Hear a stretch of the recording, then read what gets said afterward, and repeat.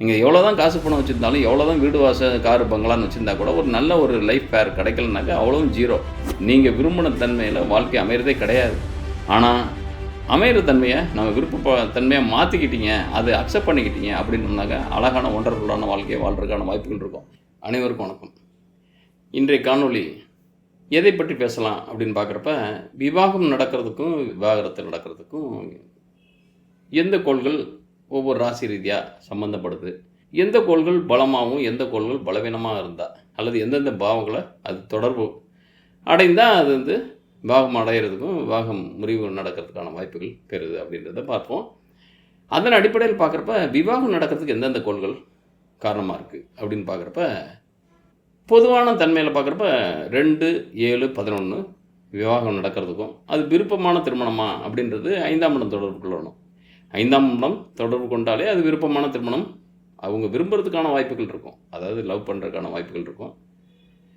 அது 3ஆம் இடம் மட்டுமே தொடர்பு கொள்ளுது அப்படின்னோம்னாக்கா அது அரேஞ்ச்மெண்ட் திருமணம் நடக்கிறதுக்கான, அதாவது பெரியவங்களால் பார்த்து சேர்த்து வைக்கக்கூடிய திருமணம் இருக்கும். அதே நேரத்தில் 5ம் 3மே கனெக்டிவ் ஆகுது அப்படின்னோம்னாக்கா விரும்பியும் இருப்பாங்க, அதே டயத்தில் அதை பெரியவங்க ஏற்று நடத்துறதுக்கும் வாய்ப்புகள் இருக்கும். அப்போ பொதுவான தன்மையில் பார்க்குறப்ப 2, 7, 11 அந்த ஸ்தானாதிபதிகள் ஸ்ட்ராங்காக இருந்தாலே காலகாலத்தில் அதோட திசாபதிகள் வரப்பவே மேரேஜ் ஆகிடும். ஆனால் விரும்பி தான் திருமணம் பண்ணுறோம். ஆனால் விருப்பமற்ற முறையில் ஏன் நம்ம மனமுறிவு நடக்குது, அதுக்கு எந்தெந்த பாவங்கள் இருக்குது, எந்தெந்த கோள்கள் காரணியாக இருக்குது அப்படின்னு பார்க்குறப்ப தான் முறிவு அப்படின்றதுக்கு ரொம்ப ரொம்ப சரஸ்திர உபயம் அப்படின்றதுக்கு கிட்டத்தட்ட பாதகங்களை இவங்கள்லாம் ஒவ்வொரு ராசிகளுக்கும் பாதகங்களை செய்யக்கூடியவங்களாக இருப்பாங்க. ஆனால் அதன் அடிப்படையில் யோகங்களை தரக்கூடியவங்களாக இருப்பாங்க. ஒரு யோகாதிபதியாக இருக்கவர் ஒரு நெகட்டிவான பலன்களை தரக்கூடாதுன்றதெல்லாம் எதுவும் கிடையாது. ஆனால் அது தரதுக்கான வாய்ப்புகள் இருக்கும். ஆனால் மோரார்லெஸ்ஸு யாருக்கு இந்த மாதிரி தன்மைகள் அதிகமாக இருக்குதுனாக்க, லக்னத்திற்கு சந்திரன்றது 3, 6, 8, 12 இருந்தாலே அவங்க குழப்பமான மனநிலை பெறுறாங்க. அதுவும் அந்த திசாபதி காலங்களில் ரொம்ப சஃபர் ஆகிறாங்க. அப்போ லக்னத்திலேருந்து சந்திரன் போய் 6ஆம் இடத்துலையோ 8ஆம் இடத்துலையோ 12ஆம் இடத்துல இருந்தால் அவங்க மிகப்பெரிய அளவில் சஃபர் ஆகிறாங்க மைண்ட் வைஸ். ஆனால் இதில் இன்னொன்று என்னென்னா, 7ஆம் பாவாதிபதியை ரொம்ப கவனமாக பார்க்கணும். அவர் 6ஆம் இடத்தோட எந்த வகையிலையும் தொடர்பு கொண்டாலோ, இல்லை 6ஆம் இடத்துக்கு அதிபதி 7ஆம் இடத்தோட எந்த வகையில் தொடர்பு கொண்டாலோ அவங்களுடைய கணவன் மனைவிக்குள்ளே இருக்கிற ஒரு நல்ல அந்யூன்யம் அப்படின்றது பிரேக்கப் ஆகிடுது. அதுவும் அந்த எப்போனாக்க எல்லா டைம்லையும் கிடையாது, அதோட திசாபுத்தி காலங்களில் மட்டும்தான் அது மிகப்பெரிய அளவில் தன்னுடைய வயலண்ட்டாக அது செயல்படுறதுக்கான வாய்ப்புகள் இருக்குது. அதன் அடிப்படையில் பார்க்குறப்போ 6 ஏன் தொடர்பு கொள்ளணும் அப்படின்னா, 7ஆம் இடத்துக்கு 12ஆம் விரயஸ்தானன்றது 6ஆம் இடம். அந்த 6ஆம் இடத்தை தொடர்பு கொண்டாலே அதிகபட்சம் 6 கூட 7 இருந்தால் கூட பெருசாக அவங்களுக்குலாம் அந்த டைம் ஒரு சின்னதாக ஒரு போகிற போக்கில் ஒரு உரசிட்டு போகிற மாதிரி தான் இருக்கும். அந்த லைஃப்ன்றது அந்த இடத்துல ஒரு சின்னதாக ஒரு காயம்தான் இருக்கும், அல்லது ஒரு ரணம் இருக்கும். ஆனால் 7ஆம் அதிபதி 6ல் இருந்து அதோட தசாபுத்தி நடந்துச்சுனாக்கா கம்ப்ளீட்டாக உடஞ்சிருது. அதாவது லைஃப் பிரேக்கப் ஆகிடுது. லைஃப் பிரேக்கப்னாக்கா இதில் மேரேஜ் லைஃப் பிரேக்கப் ஆகிடுது. அதுலேயும் 2 பேர்த்துக்கும், ஒருத்தருக்கு இருந்தால் கூட அவங்க மட்டும் அந்த மனோபாவத்தில் இருப்பாங்க, அவங்க அதில் நோக்கி பயணிப்பாங்க. ஆனால் 2 பேர்த்துக்கும் அதுக்குண்டான தன்மையில் தான் 6ஆம் பாவத்துக்கு தொடர்புடைய தன்மையில் தான் இருக்குன்றப்ப நிச்சயமாக அதனால தான் அது சர்வீஸ் தானம் அப்படின்றதும், அது வேலை வழி முக்கியமான விஷயங்களை மட்டுமே அதை கன்சிடர் பண்ணலாம் அந்த டைம் ஆஃப் பீரியடு. ஏன்னா இன்டர்னல் லைஃபு நல்லா இல்லை அப்படின்னா கேரியர் லைஃப்பை நம்ம சரி பண்ணிவிட்டு அதில் கொஞ்சம் கான்சென்ட்ரேட் பண்ணோம்னாக்க இதை கொஞ்சம் ஆற போடலாம். அதோட தசாப்தி முடிஞ்சதும் அது சரியாயிடும். நம்ம அந்த அளவுக்குலாம் பொறுக்கிறது இல்லை. நம்ம டக்குன்னு அடுத்தது அதாவது வார்த்தைக்கு வார்த்தை அடுத்தடுத்த வார்த்தைகளை நீங்கள் தடிமாக பேச அது என்ன ஆகுதுனாக்கா அதுக்கப்புறம் உங்களுக்கு அப்படியே கொலாப்ஸ் ஆகிடுது லைஃப். அப்போ தான் ரொம்ப நீங்கள் எவ்வளோ பெரிய அளவில் நீங்கள் அறிவுஜீவியாக இருங்க, ஒரு கேரியர் வைஸ் நீங்கள் பெரிய ஜாபில் இருங்க, நீங்கள் பெரிய அளவில் டிகிரி ஹோல்டராக இருங்க, எதுவுமே நோ யூஸ். நீங்கள் வாங்கின பட்டமோ, நீங்கள் படித்த படிப்போ, நீங்கள் இருக்கிற டிசிக்னேஷனோ, நீங்கள் இப்போ வச்சுருக்கிற ஜாபோ அல்லது பிஸ்னஸோ எல்லாமே இன்டர்னல் லைஃப்பில் ஒரு பிரச்சனை, ஒரு டிஸ்பியூட்டு அப்படின்னு வந்துட்டாலே எல்லாமே உங்களை ஏறக்கட்டிடும். உங்களை விட்டு எல்லாமே விலகி போயிடுவாங்க. இன்னும் சொல்லப்போனால் நீங்கள் டிவோர்ஸை நோக்கி போகக்கூடிய மனிதராக இருக்கீங்க அப்படின்னா உங்களுடைய சுற்றத்தாரர்களே உங்கள் கூட நெருங்க மாட்டாங்க.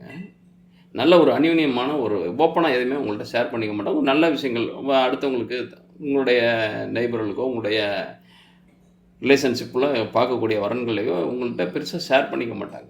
ஏன்னாக்கா நம்ம அந்த மாதிரி நெகட்டிவான மைண்ட் செட்டில் இருக்கோம். நம்மளோட லைஃப் பார்ட்னருக்கும் ஒரு நடுவில் ஒரு கேப்பு க்ரியேட் ஆகிட்டுருக்கு. அந்த கேப்பு டெவலப் பண்ணிகிட்ருக்கோம். ஏன்னா நம்ம தான் நீங்கள் 2 பேர் தான் அதை டெவலப் பண்ணுறதுக்கான வாய்ப்புகள் இருக்கும். அதுக்கு காரணியாக சம் அதர் பர்சன் உங்களுடைய ரிலேட்டிவை காட்டலாம், ஃப்ரெண்ட்ஸை காட்டலாம், யார் வேணாலும் காட்டலாம். ஆனால் இருப்பாங்க. இதுக்கு என்ன காரணம்? கிரக ரீதியாக என்ன காரணம்? மைண்ட் செட்டு ரீதியாகவும் இருக்குது. மைண்ட் செட் வர்றதுக்கு காரணமாக இருக்கிறது என்னன்னாக்கா நம்முடைய ஜாதக கிரக நிலைகள் தான். அதன் அடிப்படையில் பார்க்குறப்ப ஒவ்வொரு ராசிகளுக்கும் எப்படிப்பட்ட திருமண வாழ்க்கை அமையும், அதே மாதிரி எப்படிப்பட்ட மனமுறிவு வாழ்க்கை நிகழறதுக்கு வாய்ப்புகள் இருக்கும் அப்படின்றத பார்ப்போம். இத்தகைய தன்மையில் கன்னியா ராசி நேயர்களுக்கு எப்படிப்பட்ட வாழ்க்கை துணை எந்த காலகட்டத்தில் அமைஞ்சால் நல்லது, அல்லது எந்த மாதிரியான பிரச்சனைகளை தரதுக்கான வாய்ப்புகள் இருக்கும், அதாவது உங்களுடைய பிரிவு அல்லது இணைவு பிரிவு எப்படிப்பட்ட தன்மையில் இருக்கும் அப்படின்றப்ப உங்களுக்கு உங்கள் ராசியில் உத்தரம், ஹஸ்தம், சித்திரை இதுதான் நட்சத்திரமாக இருக்கும். உத்தரம்ன்றது சூரியன். அந்த டைமில் பிறந்தவங்களாக இருந்தீங்கன்னா அதிகபட்சம் உத்தரத்துக்கும் ஹஸ்தத்துக்குமே பிறந்தீங்கன்னாக்கா உங்களுக்கு திருமண வயது அப்படின்றது, திருமண காலகட்டங்கள் அப்படின்றது கிட்டத்தட்ட மோரார்லெஸ் திருமணம் அப்படின்னம்னாலே நம்ம எப்படி என்ன யோசிக்கிறோம் அப்படின்னா ஒரு 20-22 வயசுலேருந்து ஆரம்பித்து ஒரு 30க்குள்ளே திருமணம் பண்ணுறது தான் ஒரு சரியான பருவமாக நினைக்கிறோம். பருவம்னாக்கா ஒரு திருமண காலகட்டங்கள்ன்றது 20 to 30 பண்ணுறது தான் பெஸ்ட்டுன்றதை விட மொரலஸ் ஏர்லியாக பண்ணுறது கொஞ்சம் ஏர்லியராக உங்களுக்கு ஒரு ரிட்டையர்மெண்ட் லைஃப் கூட கிடைக்கிறதுக்கான வாய்ப்புகள் இருக்கும். ஏன்னா பேடனை தள்ளி போட உங்களுக்கு அதுக்கப்புறம் திருமணம் பண்ணிவிட்டு அதோட முடிஞ்சிருந்தா லைஃப் கிடையாது. அதுக்கப்புறம் குழந்தை பேர் இருக்குது, அதுக்கப்புறம் குழந்தைய வளர்க்கணும், அதுக்கப்புறமா படிக்க வைக்கணும், அதுக்கப்புறம் அதுங்களை வேலைக்கு அனுப்பணும். அதுவும் பெண்ணை பார்த்தோம்னாக்கா அதுக்கு சேர்த்து வச்சு ஒரு கல்யாணத்தை பண்ணி அனுப்பி விடுறதோட சரி, பையனை பார்த்தோம்னாக்கா அந்த பையன் கொஞ்சம் செட்டில்மெண்ட் ஆகி அவன் வீடு வாசம் வாங்கி அவன் பேர பிள்ளைங்களுக்கு கல்யாணம் பண்ணுற வரைக்கும் நம்ம காத்து கிடக்கணும். இது எல்லாமே நடக்கும். அப்போ பொண்ணை பார்க்கறத விட பையனை பார்த்தா தான் கஷ்டப்படுறதுக்கான வாய்ப்புகள் நிறைய இருக்கிறதுக்கான வாய்ப்புகள் இருக்கும். ஏன்னா பொண்ணை பார்த்தா கூட அந்த பொறுப்புன்றது அந்த நிமிஷத்தோட நல்ல மாப்பிள்ளை ஒரு ஆள் கிடச்ச சிக்கனாருனா போதும் தலையில் கட்டிட்டு நம்ம கூட ஒதுங்கிக்கலாம்.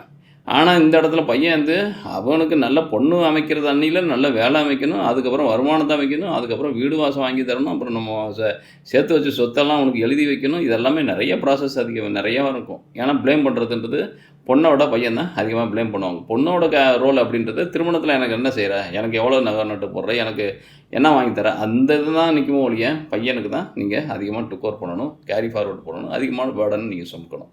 இது ஒரு கான்செப்ட் வந்தால் கூட இந்த இடத்துல உங்களுக்கு உத்தரம், ஹஸ்தம் இந்த 2 பேர்த்துக்கும் பார்த்தீங்கன்னா இந்த நட்சத்திரத்தில் பிறந்தவங்களுக்கு அதிகபட்சம் நீங்கள் எந்த காலகட்டத்தில் நீங்கள் மேரேஜ் பண்ணுறதுக்கான வாய்ப்புகள் இருக்குது அப்படின்னு பார்த்தோம்னாக்கா ராகு திசையில் கிட்டத்தட்ட மிடில் டு எண்டு அந்த பீரியடில் தான் நீங்கள் பண்ணுறதுக்கான வாய்ப்புகள் இருக்கும். ஏன்னா மிடில் டு எண்டில் தான் நீங்கள் பண்ணுறதுக்கான வாய்ப்புகள் இருக்குது. அப்போ எண்டு அப்படின்றப்ப நீங்கள் கிட்டத்தட்ட ஹஸ்தத்தில் வரப்போ உங்களுக்கு மேரேஜ் லைஃப்ன்றது ஒரு 25லேருந்து 30க்குள்ளே இருந்துச்சுனாக்கா நிச்சயமாக சிக்கல் வர்றதுக்கு வாய்ப்பு இருக்குது. ஏன்னா உங்களுக்கு ராகு தான் டிசைடிங் ஃபேக்டராகவே இருக்கார். உங்களுக்கு 2ஆம் இடத்துக்கு அதிபதியும் 11ஆம் இடத்துக்கு அதிபதியும் 7ஆம் இடத்துக்கு அதிபதியும் உங்களுடைய திருமண காலத்தை நிர்ணயிக்கக்கூடிய கேரக்டராக இருந்தால் கூட அது உங்களுக்கு ரன்னிங் ஆகக்கூடிய திசை இருக்குது பார்த்தீங்களா, அது ராகு திசையில் சூரியன், சந்திரன், செவ்வாய் புத்திகளாக இருந்துச்சுனாக்கா மிகப்பெரிய அளவில் பாதுகாக்கும். ஏன்னாக்கா ஆல்ரெடி உங்கள் ராசிக்கு ராகு உங்கள் பிளேஸ்மெண்ட்ன்றது 3, 6, 10, 11 இருந்து தன்னுடைய திசாபத்தி நடத்தாருன்னா ஃபினான்ஷியலாக நீங்கள் நல்லா செக்யூராக நல்ல ஒரு வெல் செட்டிலாக வாழ்றதுக்கான வாய்ப்புகள் இருக்கும். ஆனால் இன்டர்னல் லைஃப்ன்றது வேறு, ஃபினான்ஷியல் லைஃப்ன்றது வேறு. நீங்கள் எவ்வளோ தான் காசு பணம் வச்சுருந்தாலும், எவ்வளோ தான் வீடு வாசல் காரு பங்களான்னு வச்சுருந்தா கூட ஒரு நல்ல ஒரு லைஃப் பேர் கிடைக்கலனாக்கா அவ்வளவும் ஜீரோ. அந்த மாதிரி இருக்கிறப்ப உங்களுக்கு இந்த இடத்துல ராகு தான் டிசைட் பண்ணுறாரு. தன்னுடைய சுபாதிபத்தியம் பெற்ற தன்மையில் கிட்டத்தட்ட எங்கே யோகங்களை தரக்கூடிய வலிமை இருக்குமோ அப்போ அவருடைய இடம் அப்படின்றது கிட்டத்தட்ட அவர் நட்பு பெற்ற வீடாக இருக்கணும். சனி வீடாக இருக்கலாம், புதன் வீடாக இருக்கலாம், சுக்கிரன் வீடாக இருக்கலாம், ராகு இருக்கிறது. அப்போது ஏதாவது ஒரு சின்ன சின்ன தோஷங்களை கொடுத்தா கூட 9 சுக்கிரன் வீடு தான். பட் இருந்தாலும் அவர் தகப்பனாருக்கு தான் தோஷத்தை தருவார், அவளே உங்களுக்கு யோகத்தை தருவார். அப்போ 2ஆம் இடத்துல ராகு, உங்களுக்கு குடும்பஸ்தானத்தில் ராகு இருக்கிறதுன்றது கொஞ்சம் குடும்பத்தில் ஒரு இரிட்டேட்டு அல்லது 3rd person என்ட்ரி இந்த மாதிரி சிக்கல்லாம் நடக்கிறதுக்கான வாய்ப்புகள் இருக்கும்.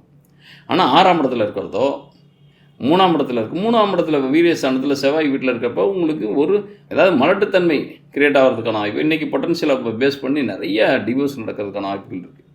அப்போ அது வீரிய குறைபாடு இருக்கிறதுன்றது இன்றைக்கி ஒரு மறைக்கப்பட முடியாத ஒரு குறைபாடாக நிகழ்ந்துக்கிட்டு இருக்குது. அதுக்கு காரணன்றது நம்முடைய கிரக நிலைகள் கிடையாது, நம்முடைய habits, behaviour, culture, food consume இதெல்லாமே ரீசனாக இருக்குது. அதுக்கு இந்த 3ஆம் இடத்தை இருக்கக்கூடிய அந்த செவ்வாயும் ராகையும் நம்ம கம்பேர் பண்ணி பார்க்க வேண்டியிருக்கு. அந்த திசாபுத்திகளில் எப்போயுமே முதல் கோணல் முற்றும் கோணல், first impression is the best impression. அது மாதிரி என்னன்னாக்கா நீங்கள் எதை நீங்கள் ஃபஸ்ட்டு நீங்கள் பண்ணுறீங்களோ அதுதான் உங்களுக்கு பிடித்தமான ஒரு ஃபேவரட்டான ஒரு தன்மையாக மாறும். நீங்கள் ஒரு விஷயத்தை இது எனக்கு பிடிக்கும் அப்படின்னா நீங்கள் ஃபஸ்ட்டு அது பிடிக்கிற மாதிரி தன்மையில் நீங்கள் அதை இன்கால் பண்ணியிருக்கீங்கன்னு அர்த்தம். அது உங்களுக்கு டெபாசிட் ஆகிடும். இதுவா எனக்கு பிடிச்சது அப்படின்னு உங்களுக்கு நீங்களே சொல்கிறதுக்கான வாய்ப்புகள் இருக்கும். அப்போ இதனால் எப்படின்னாக்கா எதெல்லாம் உங்களுக்கு பிடிக்கும்னா அது உங்களுக்கு ஃபஸ்ட்டு உங்களுக்கு கை கிடைக்கிறப்ப அது உங்களுக்கு நல்ல விதமாக நீங்கள் பார்க்கக்கூடிய தன்மையில் கிடச்சிருக்குன்னு அர்த்தம், வேறு ஒன்றும் கிடையாது. அதே மாதிரி கெட்டதும் அதே மாதிரி தான். நீங்கள் எதை நீங்கள் ஃபஸ்ட்டு பார்க்குறப்போ அது கெடுதலான தன்மையில் பார்த்துருக்கீங்க, ஒரு நல்ல அமைப்பாக இருக்கும் பார்க்குற, பட்டு ஃபஸ்ட்டு லுக்கு. அதனால தான் இன்டர்வியூலலாம் பார்த்தீங்கன்னாக்கா நீங்கள் கேஷுவலாக நீங்கள் கைலி கட்டிட்டு லுங்கி கட்டிட்டு பனியனை போட்டு ஏதோ ஒன்று இருந்தால் கூட நீங்கள் அதே மாதிரி லுங்கி ஒரு இன்டர்வியூவில் போய் அட்டன் பண்ண மாட்டீங்க. அதுக்குன்னு ஃபார்மலான ட்ரெஸ்ஸு, ஷூலேருந்து டைலேருந்து எல்லாமே அதே மாதிரி மேல் ஃபீமேல் அவங்களுக்கு உண்டான ஜெனுனான ட்ரெஸ்ஸை போட்டுக்கிட்டு அது மாதிரி அது ஒரு ஃபார்மலான ஒரு லைனில் போய் இருந்தால் மட்டும்தான் அவங்க உங்களை பார்த்தமே அவங்களுக்குள்ள ஒரு பட்டாம்பூச்சி பறக்கணுமா மனசில். சரி இவங்க நம்மளுடைய பிஸ்னஸுக்கு ஒத்து வருவாங்க, நம்மளுடைய தொழிலுக்கு ஒத்து வருவாங்க, நம்மளுடைய கேரியருக்கு லிஃப்ட் பண்ணுவாங்க அப்படின்றது. அதே போல் தான் பொண்ணு பார்க்க போகிறப்போ மாப்பிள்ளை பார்க்க போகிறப்போ ஏன்னா வீட்டில் இருந்த மாதிரியே பார்க்க போகிறோம், இத்தனாம் தேதி வரப்போகிறோம் அப்படின்னோம்னாக்கா அவங்க உடனே அதுக்குள்ளே ஏகப்பட்ட மேக்கப் செட்டுகளை வச்சு சரி பண்ணி பட்டிட்டிங்கிறீங்களாம் பார்த்து வச்சுடுறாங்க. அதுக்கப்புறம் நீங்கள் போய் பார்த்துட்டு வந்துடு. அதுக்கப்புறம் 1 மாதம் 2 மாதம் கழிச்சு அப்புறம் கல்யாணம் பண்ணதுக்கப்புறம் 6 மாதம் கழிச்சு பார்த்தோம்னாக்கா ஃபோட்டோவில் இருக்கிறதுக்கும் நேரில் இருக்கிறதுக்கும் சம்மந்தம் இல்லாத தன்மையில் இருப்பாங்க. அப்போ ஏதோ அப்போ ஃபஸ்ட்டு லுக்குன்றது முக்கியமான தன்மையாக போகுதில்ல. இந்த இடத்துல உங்களுக்கு உத்தரஹஸ்தத்தில் அதிகபட்சம் ராகுவோட கடைசி புத்தினாக்க சூரியன் சந்திரன் செவ்வாய் தான். அப்போ சூரியன் அப்படின்றது உங்களுக்கு 12 குடைவன். அப்போ அது நிச்சயமாக உங்களுக்கு ஒரு நல்ல தன்மையை தரதுக்கான வாய்ப்புகள் இருக்காது, உங்களுடைய நட்பு தான். ஆனால் சூரியன் நல்ல ஸ்தானத்தை பெறணும். சந்திரன் உங்களுக்கு பயங்கரமான நெகட்டிவ் ஃபெல்லோ, லாபாதிபதி தான் அவர். ஆனால் அவர் வலிமையாக இருந்தாருனாக்க நிச்சயமாக உங்களுக்கு பொருளாதார ரீதியாக நல்லா ஹெல்ப்ஃபுல்லாக இருக்கும் ஒழிய இன்டர்னல் லைஃப்பை கொஞ்சம் பெருசாக தராது.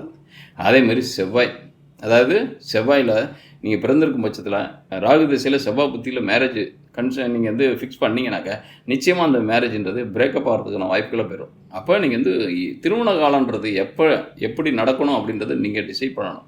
அதுக்கப்புறம் வரக்கூடிய அதிகபட்சம் குரு இன்னும் கொஞ்சம் கூட நீங்கள் தள்ளி போகிறது பெஸ்ட்டு. அப்போ கன்னியாராசி நேர்களை பொறுத்த வரைக்கும் நீங்கள் 27+ பண்ணுறப்ப கொஞ்சம் அனுகூலமான தன்மைகளை பெறதுக்கான வாய்ப்புகள் இருக்கும்.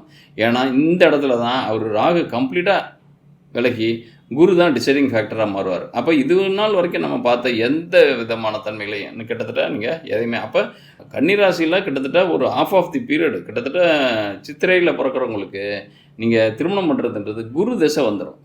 குரு தசை வரப்போ உங்களுக்கு குருவோட நேச்சரை மட்டும் பார்த்தா போதும். ஏன்னா 7ஆம் அதிபதி குருவாகிடுறாரு, அவர் திசையும் குருவாகிடுது நீங்கள் திருமணம் பண்ணக்கூடிய. அப்போ அந்த டிசைடிங் ஃபேக்டர் உங்களுக்கு நல்லதா குட் ஆர் பேட் அப்படின்றத டிசைட் பண்ணுறது குரு தான்.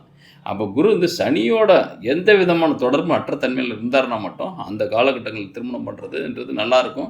அதேமாதிரி உங்களுடைய அதிகபட்சம் சனியோட புத்திகள் தொடக்கத்திலே வந்துட்டு போயிடும். அப்போ திருமணம் பண்ணி ஒரு 3-4 வருடங்கள் மட்டும்தான் ஒரு போராட்டமான வாழ்க்கையாக இருக்கும். அதுக்கப்புறம் ஒரு 4-5 ஆண்டுகளுக்கு பிறகு பார்த்திங்கனாக்கா நல்லாவே இருக்கும். அப்போ கன்னிராசியில் சித்திரையில் பிறக்கிறவங்களுக்கு மட்டும்தான் குருவோட தொடர்பு கிடைக்கும் டைரெக்டாகவே அந்த திருமண காலத்தில். அதுலேயும் திருமணம் பண்ணுறப்ப உங்களுக்கு அதிகபட்சம் ஒரு 3 வருடம் மட்டும் ஒரு கடினமான காலகட்டத்தை நீங்கள் கிராஸ் பண்ணுற மாதிரி இருக்கும். ஏன்னாக்க அந்த சனியோட புத்தி வந்துடும். அப்போ வேலை நிமித்தமாக ஒரு மாறுதல் கிடைக்கிறதோ அல்லது கொஞ்சம் விலகி நின்று இருக்கிறதுக்கான வாய்ப்புகளோ இந்த மாதிரி தன்மைகள் தான் இருக்கும். அதிகபட்சம் ஒரு பிரிஞ்சு இருக்கிறதுக்கான ஒரு ஆர்டிஃபிஷியலாவது பிரிஞ்சு இருக்கிறதுக்கான வாய்ப்புகள் கொடுக்கும். அதுக்கு மகப்பேருக்காக அவங்க வீட்டுக்கு போகிறதா இருக்கலாம், அல்லது வேலை நிமித்தமாக நீங்கள் ஏதாவது ஒரு ஊருக்கு போகிறதா இருக்கலாம், அப்ராடு போகிறதா இருக்கலாம், வேறு ஸ்டேட் போகிறதா இருக்கலாம், ட்ரான்ஸ்ஃபர் கிடைக்கிறதா இருக்கலாம். இந்த மாதிரி ஒரு உங்களுக்குள்ளே இருக்கிற ஃபிசிக்கல் ரிலேஷன்ஷிப்பு கொஞ்சம் பிரேக்கப் ஆகிறதுக்கான வாய்ப்புகள் இருக்கும். அதுக்கப்புறம் நீங்கள் குரு தசையில் வரக்கூடிய சனி புத்தியை தாண்டிட்டிங்கனாக்கா மிகப்பெரிய யோகம் தான். ஏன்னா புதன் தான் அடுத்தது. அப்புறம் புதன், கேது, சுக்கிரன் எல்லாமே பாசிட்டிவான விஷயங்கள். அப்போ இந்த கன்னிராசி நேர்களை பொறுத்த வரைக்கும் அதிகபட்சம் நீங்கள் ஒரு 27லேருந்து 32 வரைக்கும் கடினமான காலகட்டத்தை கிராஸ் பண்ணுவீங்க. 32க்கு பிறகு நல்லாவே இருப்பீங்க. அப்போ நீங்கள் இந்த இடத்துல உங்களுடைய திருமண காலத்தை நிர்ணயிக்கக்கூடிய புத்திகள் அப்படின்றது சூரிய புத்தி, ராகு திசையில் சூரிய புத்தி, சந்திர புத்தி, செவ்வாய் புத்தி மட்டும் தவிர்க்கணும்னாக்கா அதுக்குள்ளே உங்களுடைய ஜாதக அமைப்பில் நல்லா இருந்தாருனாக்கா அதை ஆல்ரெடி நீங்கள் பண்ணலாம், ஒன்றும் பிரச்சனை இல்லை. சூரியன் நல்லா இருக்காரு, சந்திரன் நல்லா இருக்காரு, செவ்வாய் நல்லா இருக்காரு. செவ்வாய் நல்லா இருக்கு, ஆல்ரெடி உங்களுக்கு 3 8 கூடையவர் தான். அவர் கம்பல்சரி வீணாக போய் தான் இருக்கணும். வலிமையாக இருந்தாருனாக்கா உங்களுடைய லைஃபு ஸ்பாயில் ஆகிடும். அப்போ நீங்கள் செவ்வாயோட நல்லா, சூரியனை கூட விட்டுடலாம், சந்திரனை கூட விட்டுடலாம். செவ்வாய் தான் ரொம்ப ரொம்ப 100க்கு 100% நெகட்டிவ் இல்லை. உங்கள் ராசிக்கும் அவர் தான் பகை, அந்த ஸ்தானத்துக்கும் அவர் தான் பகை. அப்படின்றப்ப அவர் எந்த காரணத்துலேயும் ஒரு செவ்வாய் தசையில், செவ்வாய் புத்தியில், செவ்வாய் அந்தரத்தில் எது மாதிரியான அந்த சுப பலனையும் அவர் தரமாட்டார். நெகட்டிவான பலன்கள் தேடி தேடி தந்துட்டு போகிறவர், அவ்வளோதான். நீங்கள் எங்கே இருந்தாலும் மூளையில் வம்பை விலை கொடுத்தெல்லாம் நீங்கள் வாங்க வேண்டியதில்லை. நீங்கள் இருக்கிற இடத்துல வம்பு தேடி வர்றதுக்கான வாய்ப்புகள் இருக்கும். அப்போ நீங்கள் செவ்வாய் திசை புத்தி அந்தரத்தில் நீங்கள் கொஞ்சம் கவனமாக இருக்கணும். அந்த காலகட்டத்தில் நீங்கள் திருமணமாக ஃபிக்ஸ் பண்ணுறதோ அல்லது திருமணம் ஆனால் கூட அந்த லைஃபுக்குள்ளே ட்ராவல் பண்ணுறப்போ கொஞ்சம் ஜாக்கிரதையாக இருந்தால் போதும். ஆனால் கிட்டத்தட்ட குருதசைன்றது அதிகபட்சம் உங்களுக்கு 32க்கு பிறகு வரக்கூடியது. அதுலேயும் சனி. அப்போ 32 வயசுக்கு பிறகு தான் உங்களுக்கு சுபிட்சமான தன்மையில் இருக்கக்கூடிய. அப்போ 27 to 30 ஒன்றையும் பண்ணால் 27க்குள்ளே பண்ணணும். 27க்குள்ளே பண்ணாலும் இந்த ஒரு காலகட்டத்தை பிரிஞ்சிருக்கிறதுக்கான வாய்ப்புகள் இருக்கும். ஆனால் 27க்கு பிறகு பார்த்திங்கன்னா 32 வரைக்கும் ஒரு கம்யூனிகேஷன் கேப் கொஞ்சம் வச்சுக்கிறது நல்லது. 32க்கு பிறகு ஸ்மூத்தான சுபமான லைஃப்பை நீங்கள் ட்ராவல் பண்ணுறதுக்கான வாய்ப்புகள் இருக்கும். அப்போ நீங்கள் கன்னிராசி நேயர்களுக்கு அதனால தான் அதிகபட்சம் கன்னிராசி நேயர்கள் தான் பாதிக்கப்படுறது. அதாவது லைஃப் பார்ட்னரு, இன்டர்னல் லைஃபு, இது மாதிரி ஃபிசிக்கல் லைஃபு இதெல்லாமே பாதிக்கப்படுறது காரணமே என்னன்னாக்கா உங்களுடைய திருமண வாழ்க்கைன்றது ராகுல சூரியன் சந்திரன் செவ்வாய் பயணிக்கிறப்ப நீங்கள் திருமணம் பண்ணுறதும், உங்கள் லக்னாதிபதி மட்டும் வீக்காக இருந்தாருன்னா நீங்கள் அட்ஜஸ்ட் பண்ணி அப்படியே அடாப்ட் பண்ணி இந்த லைஃப் அக்செப்ட் பண்ணிட்டு போயிடுவீங்க. லக்னாதிபதி வலிமையாக இருந்தாருனாக்கா உங்களால் அதை ஜீர்ணிக்கவே முடியாது. ஏதாவது இதை விட்டு வெளியே போகணும், இந்த வாழ்க்கையே வேணாம், இந்த வாழ்க்கை எனக்கு தேவையா அப்படின்ற ஒரு மைண்ட் செட்டுக்கு வந்துடுவீங்க. அப்போ நீங்கள் ரொம்ப ரொம்ப ஜாக்கிரதையாக இருங்க. ஏன்னா நீங்கள் பயணப்படுறதுன்றது எல்லாமே விதிப்படி தான், எல்லாமே கிரகங்கள் படி தான். நீங்கள் விரும்பின தன்மையில் வாழ்க்கை அமைகிறதே கிடையாது. ஆனால் அமைகிற தன்மையை நம்ம விருப்ப தன்மையாக மாற்றிக்கிட்டீங்க, அதை அக்செப்ட் பண்ணிக்கிட்டீங்க அப்படின்னோம்னாக்கா அழகான ஒண்டர்ஃபுல்லான வாழ்க்கையை வாழ்றதுக்கான வாய்ப்புகள் இருக்கும். எதுவுமே நல்லதும் கெட்டதும் சில காலம்தான் நம்மளோட இருக்கும். யார் உங்கள் அப்பா அம்மா உங்கள் கூட எவ்வளோ நாள் இருந்தாங்க, உங்களை பெற்று தான் போட்டாங்க. ஆனால் அவங்க எவ்வளோ நாள் உங்கள் கூட பயணிக்கிறாங்க, கூட பிறந்தவங்க எவ்வளோ நாள் உங்கள் கூட பயணிக்கிறாங்க, நீங்கள் பெற்ற பிள்ளை எவ்வளோ நாள் உங்கள் கூட பயணிக்கிறாங்க கிடையாது. அந்தந்த காலகட்டங்கள் அவங்க இறங்கி போயிடுறாங்களே. அப்போ நீங்கள் மட்டும் உங்களுடைய வாழ்க்கையை நீங்கள் பாருங்கள். அப்போ நீங்கள் யாருக்காகவும் நீங்கள் பெண்ட் பண்ணணும்னு அவசியம் கிடையாது, நீங்கள் விட்டு கொடுக்கணும்னு அவசியம் கிடையாது. அதே மாதிரி நீங்கள் நெகட்டிவை நீங்கள் அக்செப்ட் பண்ணிவிட்டு நான் அதுக்குள்ளேயே கஷ்டப்பட்டு வாழணுமா அப்படின்றதும் கிடையாது. உங்களுக்கு ஏதாவது சுக்கிரன்றதான் மிகப்பெரிய அளவோட 2-9 கூடையவர், அவர் வலிமையாக இருந்தாருனாக்க அவர் வளமான சின்ன சின்ன சங்கடங்கள்லேருந்து வர்றது சுக்கிரன் தான் இருப்பார். அதே மாதிரி வெளியே வந்தாலும் அது சுபமான வாழ்க்கையை அமைச்சு தரதுக்கும் அந்த சுக்கிரன் தான் காரணமாக இருப்பார். அதனால் பலமான வாழ்க்கை அழகாக பெற்று வாழ வாழ்த்துகிறேன். இந்த காணொலி பற்றிய கருத்துக்களை கமெண்ட் பாக்ஸில் பதிவிடுங்க. மேலும் உங்களுடைய எந்த விதமான சந்தேகமாக இருந்தாலும் கமெண்ட் பாக்ஸ்லேயே உங்களுடைய date of birth, time of birth, place of பர்த்தை போட்டு உங்களுடைய கேள்விகளையும் பதிவிடுங்க. நான் அதிலே பதிலளிக்கிறதுக்கு ட்ரை பண்ணுறேன். அதிகபட்சம் எல்லாத்துக்கும் பதிலளிக்க ட்ரை பண்ணுறேன். பட் நேரம் இன்மையின் காரணமாக நான் சில கேள்விகளுக்கு பதிலளிக்க முடியாமல் போயிடுவேன். வருத்தப்படாதீங்க. அடுத்து ஒரு டைமில் நீங்கள் கேட்கும் பட்சத்தில் அதில் பதிலளிக்க தயாராக இருக்கேன். மேலும் உங்களுடைய தனிப்பட்ட முறையில் ஜாதகத்தை அனலைஸ் பண்ணணும், அதை டீட்டெயிலாக நான் தெரிஞ்சுக்கணும் அப்படின்னோம்னாக்க திரையில் பார்க்கக்கூடிய நம்பருக்கு நீங்கள் வாட்ஸ்அப் மெசேஜ் பண்ணுங்கள். யாரும் தயவுசெய்து கால் பண்ணாங்க, எடுக்கிறதுக்கு ஆள் இருக்க மாட்டாங்க. அந்த மெசேஜிலே உங்களுடைய date of birth, time of birth, place of birth plus உங்களுடைய கேள்விகள் என்னவோ அதையும் கேட்கும் பட்சத்தில் அதுக்கு டீட்டெயிலாக அதுக்குண்டான ஃபார்மாலிட்டிஸ் என்ன இருக்கோ அதை கம்பெனிலேருந்து அனுப்புவாங்க. அதை கீப்பப் பண்ணும் பட்சத்தில் நீங்கள் நிச்சயமாக டீட்டெயிலாக உங்களுடைய ஜாதகத்தில் நீங்கள் என்ன விதமான சந்தேகத்தில் இருக்கீங்க, எந்த விதமான பிரச்சனையில் இருக்கீங்க, அந்த பிரச்சனையில் சொல்யூஷன் என்ன, அதை விட்டு எப்போ மீண்டு வர முடியாதா, வர்றதுக்கான வாய்ப்புகள் என்ன இருக்குது, அதுக்கு சோர்சஸ் என்ன, எந்த ஆண்டு நடக்கும், எப்படிப்பட்ட வாழ்க்கையில் தன்மையில் இருக்கும் அப்படின்றத சந்தேகம் இல்லாமல் தெரிஞ்சுக்கிறதுக்கான வாய்ப்புகள் இருக்கும். அதனால் திரையில் பார்க்கக்கூடிய நம்பருக்கு நீங்கள் மெசேஜ் மட்டும் பண்ணுங்கள். அதாவது வாட்ஸ்அப் மெசேஜ் பண்ணுங்கள். நிச்சயமாக உங்களுக்கு நல்ல பதில், சரியான பதில், தெளிவான பதில் வர்றதுக்கான வாய்ப்புகள் இருக்கும். நன்றி.